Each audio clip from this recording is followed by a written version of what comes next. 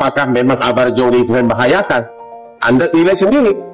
Kalau saya melihat sih kalau membahayakan, dia bukan dia bukan.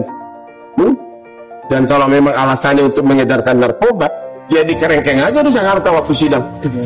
Ya kan? Digambang setiap 24 jam. Yang jelas bahwa sidang melalui Zoom itu sangat mengurangi, sangat merugikan terdakwa karena dia tidak bebas untuk mendapat pembelaan, kuasa hukumnya pun tidak bebas komunikasi, dan bisa-bisa pada lagi sidang tiba-tiba gangguan itu loh, gangguan sinyal itu paling sering itu.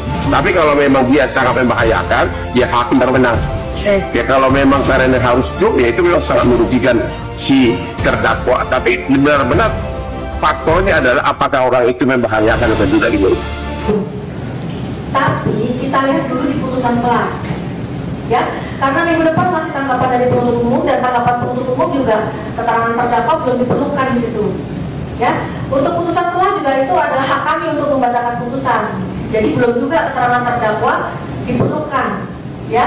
Nanti setelah putusan selah, kalau memang sidangnya harus offline, ya kami akan keluarkan penetapan offline. Kalau tetap online, ya tetap berarti penetapan dengan yang sebelumnya. Karena kita juga tidak tahu kondisi negara Indonesia, ya. Kemarin kita ada kerusuhan, itu pun juga sidang di Pengadilan Negeri Jakarta Pusat diinstruksikan oleh Ketua Pengadilan untuk online karena ada kerusuhan yang lalu itu, ya. Jadi kami belum bisa memastikan sekarang. Kita tunggu dulu sampai dengan putusan selah. Kalau untuk pembuktian memang lebih enak kalau kita mendengar dan melihat secara langsung majelis ini.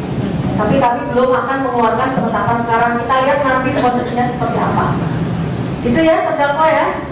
Ya, kami berharap yang mulia memang bijaksana untuk bisa melihat juga dari segala aspek itu ya mulia, segala aspek dan bisa mengabulkan, mudah-mudahan yang terbaik supaya kita bisa ya, Oke, kita lihat nanti ya putusan selanjutnya seperti apa. Gitu ya penasihat hukum ya. Itu ya penasihat hukum ya. Jadi kita tidak menuntut kemungkinan apapun. Kita melihat kondisi dulu, melihat apa urgensi dulu. Ya, masih tanggapan penuntut umum minggu depan, jadi saudara belum urgensi untuk memberikan keterangan gitu ya. Masih putusan selah, kita lihat dulu putusannya apakah putusan selah atau putusan akhir yang mengakhiri perkara, kan kita belum tahu. Itu ya. putusan akhir. Iya, kalau putusan akhir ya, iya kita belum tahu ya. Kita belum lihat tanggapan dari penuntut umum, majelis hakim kita harus musyawarah karena di sini juga saya nggak memutuskan sendiri.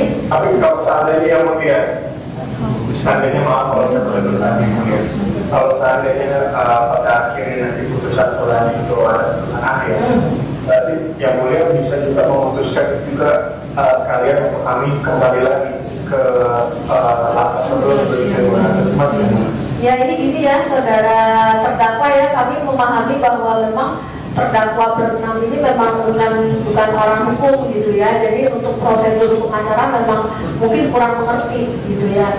Untuk pemindahan saudara dari lapas ke lapas karena saudara terpidana itu bukan wewenang kami ya, jadi wewenang majelis hakim adalah memerintahkan penuntut umum menghadirkan terdakwa di persidangan, itu wewenang kami di situ. Untuk memindahkan saudara kami tidak berwenang, itu nanti dah. Kalau menurut Ganas adalah kenapa dia ada di dalam penjara di kasus yang ketiga, ya kan?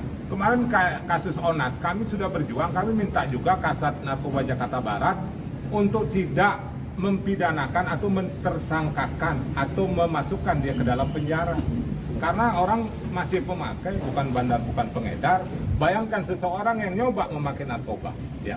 Kita semua ini kalau coba memakai narkoba, terus sial ketangkep, pasti pasalnya 111 ayat 1 atau 112 ayat 1 memiliki menguasai tanpa hak narkotika, ya kan? Nah kalau bandar dengan pengedar dengan pemakai disamakan, itu tidak adil karena aturan hukumnya tidak seperti itu. Nah jangan sampai ya Amar dalam kasus pertama 6 tahun yang lalu ya, dia ya betul, oke lah kalau kita berbicara flashback lagi. 2017 pertama dia tertangkap berurusan dengan narkotika, seharusnya dia mendapat hak-hak khusus untuk tidak dilakukan proses pemidanaan. Bayangkan untuk mendapatkan hak rehab, dia harus dimasukkan ke penjara sampai dengan hampir 150 hari. Nah apakah kita bisa menjamin di dalam lapas itu steril atau tidak? Jangan sampai kita memasukkan kambing ke kandang harimau. Nah, artinya Amarjoni yang sekarang, apapun keadaannya Amarjoni sekarang itu adalah sebuah sistem akibat dari suatu sebab. Kita ingin mengevaluasi agar undang-undang narkotika ini black or white. Penyalahguna, pecandu, pemakai dan pengedar itu jelas black or white. Sudah jelas di dalam Pak Presiden baru-baru ini di depan Bapak Kapolri sudah mengatakan permasalahan narkotika harus didahulukan. Di dalam hasta cita poin ke-7 juga Bapak Presiden sudah menjelaskan. Ada juga namanya diskresi, ada namanya perpol. Ya tidak hanya artis, seluruh masyarakat yang ketangkep pakai narkoba tidak harus ditersangkakan. Kami berjuang untuk Onat, kami tidak kenal sama sekali dengan Onat, tetapi dia sudah mendapatkan keadilan. Nah, kasusnya Amarjoni ini adalah yang keempat, ini adalah akibat dari sebuah sebab manajemen pecandu yang tidak fair play. Dia tidak mendapatkan keadilan. Coba dalam putusan ketiga, kemarin dia tidak dimasukkan ke penjara. Tidak akan terjadi hal-hal ini. Tidak akan terjadi orang dimasukkan ke dalam Nusa Kambangan. Bagaimanapun Amarjoni ini aset bangsa. Kalau dia menghasilkan uang, negara juga mendapatkan uang. Dari mana? Dari pajak. Kemarin kan di mana ditunda nih Bang ya? Terkait masalah amar. Yang amar ya. Persepsinya mungkin tanggapannya di sidang ditunda besok jadi gimana? Jadi persidangan Amarjoni ini ya. Jadi persidangan Amarjoni ini biarkan saja proses administrasi hukumnya berjalan ya, karena memang biar gimana pun proses ini sudah berjalan lama ya, dari mulai di LP Amarjoni sudah diperiksa karena kejadiannya kan jauh sebelum viral saat ini kejadiannya.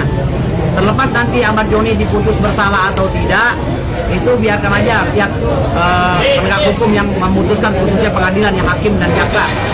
Tetapi proses Amarjoni dipindah dari Cipinang ke Nusa Kambangan itu juga sudah dianulir. Saya dengar sudah dipindahin ke Jawa Tengah, udah nggak di Cilacap Nusa Kambangan lagi, udah dipindahin lagi di ini. Dia nggak di Pulau Nusa Kambangan, dia udah pindah ke penjara apa namanya gitu. Jadi nggak di penjara di Nusa Kambangan dia, karena viral kemarin. Jadi ya, kalau masalah nanti putusannya seperti apa, karena proses sidangnya mau beberapa kali lagi, dan kebetulan sambil menunggu proses hukum Amarjoni selesai juga, kan masih berapa bulan lagi Amarjoni selesai, masih 2-3 bulan lagi kan. Artinya mungkin strategi daripada pengadilan, penegak hukum atau lapas itu mungkin sambil menunggu Amarjoni bebas, Amarjoni juga diminta keterangannya, diperiksa dan diuji dalil-dalilnya, membuktikan bahwa dia itu tidak memakai atau menggunakan itu. Jadi kalau Amarjoni tidak menggunakan itu, ya nggak usah takut-takut gitu loh, karena ini kan masih dalam proses penahanan juga dia kan sebagai terpidana. Jadi kita berpikir positif aja kepada penegak hukum lainnya, karena prosesnya masih berjalan. Jadi kita jangan terprovokasi lagi sehingga negaranya jadi gaduh. Nggak usah dibesar-besarkan masalah Amarjoni, karena masalahnya udah clear. Hanya saja yang membuat pertanyaan besar kemarin, kenapa di lapas bisa ada beredar narkoba, itu aja sih yang jadi ribut kemarin. Itu ya, kenapa kok di lapas bisa masuk narkoba gitu.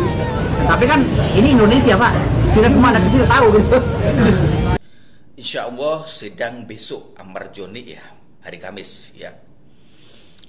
Semoga pihak hakim tanpa ada kecurangan, tanpa ada embel-embel ya, kita tidak menuduh Pak Hakim, kita tidak menuduh Pak Jaksa. Semoga besok betul-betul adil ya, semoga besok betul-betul adil, bisa Amarjoni dihadirkan di persidangan ya. Kalau besok Amarjoni tidak bisa dihadirkan di persidangan, kalian Pak Hakim, Pak Jaksa, apa yang kalian disidangkan besok? Sama dengan kalian memperbutuhkan rakyat Indonesia.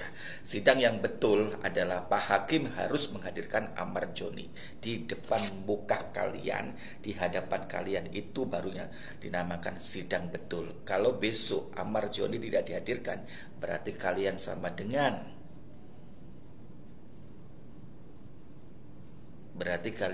dengan ya, kita nggak menuduh.